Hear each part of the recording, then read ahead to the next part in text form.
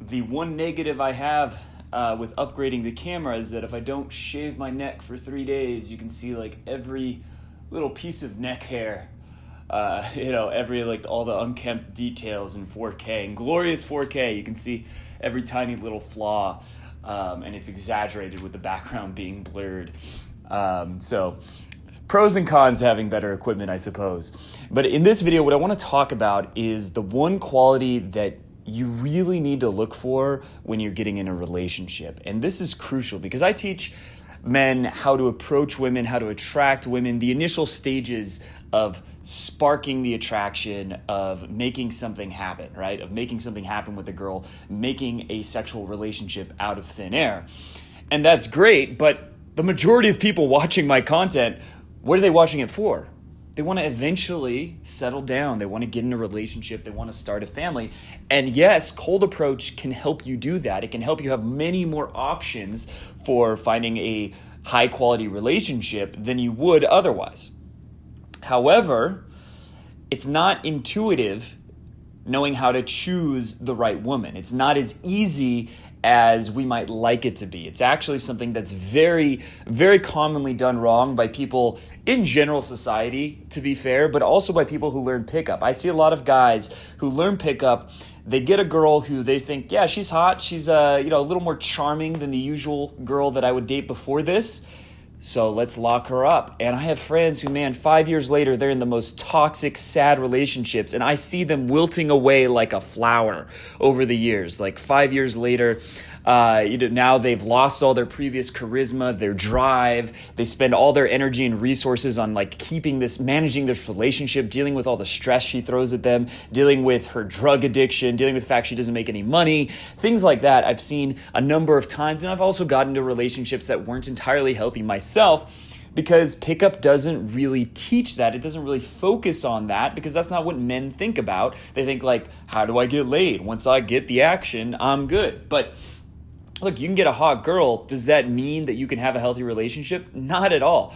Obviously, finding someone attractive is important when it comes to having a sexual relationship. If you're not attracted to them, well, that's going to cause some problems, I imagine. It's not going to be ideal. But what else is important? That the dynamic you have is healthy, that you enjoy your time together, that you make each other's life better rather than making it worse. And there's one quality that I found a lot of women don't have. I think a lot of men probably don't have it either, but I don't date them, so I can't really, I don't have the same perspective. But there's one quality a lot of women don't have that men really need to screen hard for when it comes to a relationship. Because what you want out of a one-night stand, what you want out of a relationship should be two entirely different things. And your standards for getting into a relationship with a woman should be extremely high. I mean, if anything, if you want to take anything from this video, take that you need to have extremely high standards for getting into a relationship, because it's a big decision. If you get in a relationship with the wrong person, 20 years down the line, you're still with them. Well, now you have a family, you might have a divorce, half your money's going to them. You have to deal with your children through this person who you don't get along with. You have to, you spent all these years, thousands of hours of your time bickering, squabbling, not getting along, with bitterness and resentment. Like, that is a huge cost to pay. That is one of the biggest, possibly the biggest life decision you'll ever make, is the relationship you get into. So I think pickup type coaches should talk about that more. Right now, it's really only the red pill type of coaches who go into that subject, but that's a huge topic that needs to get discussed. So the one thing I've noticed that, if you want to get into a relationship, that you really, really need to look for is, to put it simply, emotional maturity. That would be the simple two-word way to phrase it. But it's something that a lot of people don't have, and you might not know they don't have it until 6 months in the relationship. You might not know they don't have it until a long time in the relationship. And so what is emotional maturity? Men and women tend to have a very different way of dealing with emotions, and I think it's because society teaches men that emotions are secondary to your goals and your whatever is logically important to you, so that you should put emotions second. They're not your first priority. For women, they're taught that your emotions are their own truth, right? That's your truth, is your emotional truth. Even that phrase, your truth, that's an emotional truth, right? It's what's true to you and your own perspective, not objective. So it's a subjective truth. And there are a lot of women who put their subjective truth above objective truth in a relationship. And if you're with a girl who does that, that relationship is likely to fall apart and turn very chaotic and very stressful. So what do I mean? I mean, if you're in an argument and she's incapable of agreeing with the logic of what you're saying and goes into some emotional, personal truth to make her point, even when logically she's wrong, she's putting her subjective truth ahead of objective truth. And that means you cannot compromise. That means compromise is impossible. And if compromise is impossible, the relationship is going to fall apart. It's going to be like a plate that gets dropped on the ground and you try to put it back together, then you break it again, then you break it again because you're going in circles. Because you're going to keep going in circles because she's not putting what is true for both of you first.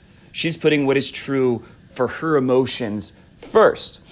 And like, we got to get into some specific examples and what to look for, how to notice this. But this is very common in relationships. This is something a lot of women will do. It's something they're taught to do by society. It's something that society says encourages, basically, but it's a very unhealthy way of being.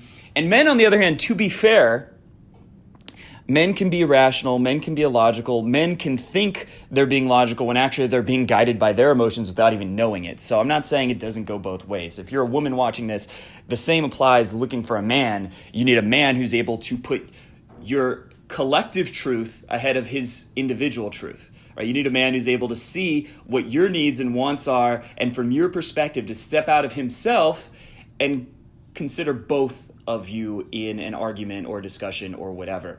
And in terms of what you want out of the relationship, the terms you're agreeing to in the relationship. The biggest sign that someone is not emotionally mature is how much tension, how much stress, how much of a difficult situation does it take for them to fall apart? So like for me, for example, to fall apart, like if I hear that a family member died, or I hear that, I've got like 6 months to live or something like that, I'm probably going to emotionally fall apart a little bit, right? Anyone has their limits as to what they can be, how far they can control themselves emotionally. However, for a lot of people, all it takes to emotionally fall apart is that you make some comment that they misinterpret, right? You make some comment like, your smile looks kind of funny. And then they think that you mean that they have bad teeth or some shit. And then they go on a tirade and they start screaming. You might think back to your own relationships with women and think if you've ever had these kind of discussions where you said some innocuous comment. It didn't actually mean anything, but they took personal offense to it and they just completely break down. Like, how much does it take for this person you're with, for a girl, to start yelling, to start screaming? How much do they complain? Are they willing to complain all the time? That's a very common one, complaining. Complaining is selfish. In my opinion, complaining is a selfish thing to do. And again, this is something that women are taught that they should do because it's like healing, it's soothing, etc., right? It's something that is encouraged. But if you're in a relationship and you're complaining all the time, you're putting your negative energy on that other person. Right? You're putting your negative energy on the other person. And look, everyone complains a little bit, of course. But if you're doing it all the time, if that's more than like half the conversations you're having with a person, that means that you're emotionally immature, right? That means you don't have emotional maturity because you're not able to put the objective reality, what both of you want, what both of you need, in front of your subjective reality, which is what you need and not what they need. So are you basically seeing yourself as the center of the universe, or you're the sun and your partner is the earth going around it, right? You're the center and they're less important emotionally. That's when you're being emotionally immature. That's the sign that someone's emotionally immature. And this is very common. And this is something that you really need to look out for in a relationship. Is someone complaining all the time? Is someone, how much do they cry? How much do they scream? How much do they throw things? How much do they gossip? How much they seem to enjoy drama. And here's the toughest part about it, though. a lot of these things will not come up with a lot of women, and probably men as well, until 3 to 6 months into a relationship. A lot of people are good, and I'm not crying because because my feelings are hurt. It's because the light is a little too bright. The ring light's a little too bright. But a lot of women are very good at being respectful, considering your emotions at first, before they think that you're basically locked down, before that they're comfortable with the relationship. So when they're still in the courtship phase or the rose-colored goggles, that initial phase, the honeymoon phase, the majority of people can hold it together relatively. There will be little signs, though, little cracks that you'll notice where they stop respecting your emotions or what you want and completely get sucked in to themselves. And if that's happening, if you're seeing signs of that, or you hear them talk about their past relationships and how they were chaotic and they were extremely emotionally intense, that's a sign that this person is going to be doing that to you soon enough. So there are subtle signs. There are red flags. It's just very easy to ignore. Don't ignore them. A red flag is a red flag for a reason. Even if it seems like, it's just one small thing, it might be a very big deal. You always want to be on your heels, because the way this works is that 3 to 6 months, you have a great relationship. Then you get sucked in to an emotionally unhealthy relationship. And then now that you're so invested, now that you're so bought in, you will take terrible, even emotional abuse, but you'll take a very unhealthy relationship because you want to get back what you used to have. That's the dynamic that very often occurs in relationships. And so you need to be prepared for this, because if you get into a relationship too fast, if you move in too fast, you make a commitment too fast before you know the whole other person, before you see their dark side, before you're the 3 to 6 months in, then it's very possible that the person you were dating at first is not the person they are when they're in a relationship, and that you're going to end up being slowly torn apart and slowly hurt by a relationship that is not good for you. So the two major points you want to take from this is this other person able to consider your feelings or your needs, desires, etc., when they get emotional, when something's happening to them? Are they able to do that? Or are they very quick to complain, very quick to argue, very quick because all they can think about is what they want, and they can't think about both, right? They can't make that compromise amongst themselves. And on the ask yourself if you're able to do that, because if you're not, you might not be ready for a relationship either. Are you able to keep a cool head? And I'm not saying if there's an extreme situation, right? Like someone gets caught cheating, understandable that you're going to lose it a little bit in that situation. But in general, in normal day-to-day life, when nothing extreme is happening, are you able to consider their emotions as well in the way you act towards someone and towards your partner? Are you able to make sure that you're giving them value, you're making their day better, you're being positive as opposed to just giving them negative energy just because you think that's what you need, right? Are you able to consider both and make emotional compromises? That's what emotional maturity is the ability to make compromises. I might be really anxious one day around my friends, and common pop psychology would say, well, you should talk about how anxious you are and how uncomfortable you are, and that'll help. You should complain about it. Here's the thing. In some situations, there are cases where that's true, but in many cases, it's better to if you're feeling anxious, in one case, maybe just be alone, right? Not to spread that negative emotion if you're feeling super, super anxious, or to be as positive as you can and to suppress those emotions at least a little bit. Now, I'm not saying you should always suppress negative emotions, that you shouldn't be able to feel your emotions, because it is important to be able to feel them.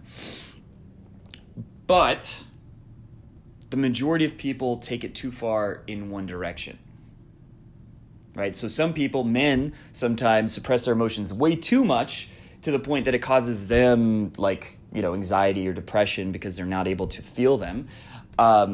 And women will often not suppress their emotions enough, because if you're always, any emotion, you just follow it blindly and you just express it automatically, and you're feeling a lot of negative emotions, well, then you're just spreading a lot of negativity. So being able to be composed, to be stoic when you're feeling negative, and just keep an even face, keep an even keel, I don't know about even face, keep an even keel is very powerful and very important. And how good a person is at doing that, how good your partner is at doing that, is a good measuring stick for how able they are to have a healthy relationship. So it's very important to be aware of. And then the second other point is, be aware that most people can do this when they're falling for someone, they're in the courtship stages, because they want to put their best face forward. Now, face is actually the correct word choice there, but that's something that pretty much anyone can do at the beginning of a relationship. But can they do it later in a relationship? Two different things. So I recommend, honestly,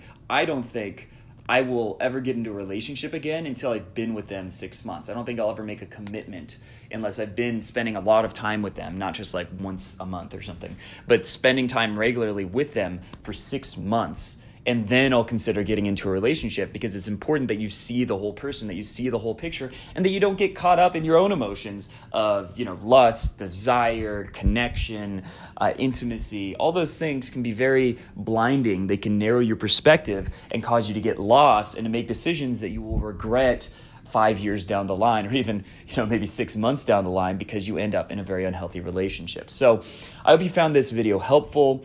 If you did, let me know in the comments, and I'll make more videos about the things to look for in relationships, because pickup isn't just about seduction or game, whatever you want to call it. It's not just about getting laid. Obviously, there's a very good chance you're going to end up in relationships, and your ability to get into healthy relationships that are mutually beneficial is kind of the point in the long term. It's not just about the one-night stands. It's about the quality of the relationships you have in the long term. And if you're not getting that, well, then you're not really winning the game, if you will, right? Then you're not getting what you want from it, right? Then you're shooting yourself in the foot. So I think this needs to be talked about more by people who teach game or pickup or whatever you want to call it, as opposed to just the red pill guys who can be a little extreme in their perspectives. And they do have some wisdom, but they also have there's a lot of bitterness there as well, which can be dangerous, I think.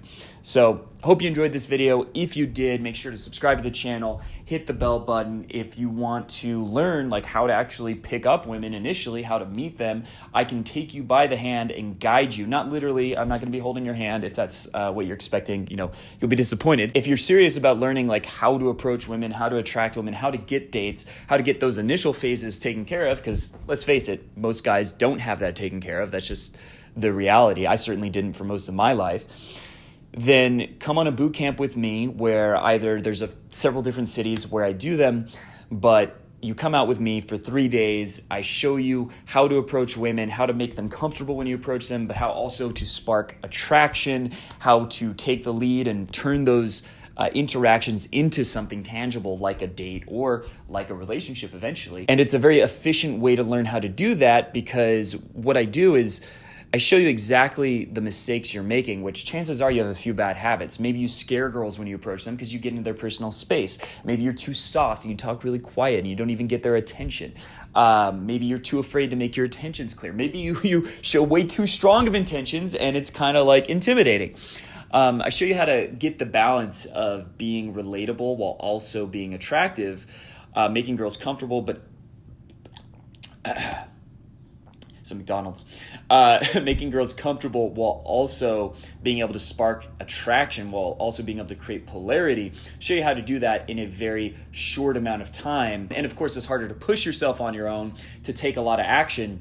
And a lot of guys have never really done game, if I'm being honest. If you've gone out and you've approached 2 or 3 girls here and there, you probably haven't really done game. I want to show you what it really looks like, what going hard looks like, what the average guy in a boot camp does 50 to 75 approaches, goes on at least a few dates, often, ends up going home with a girl.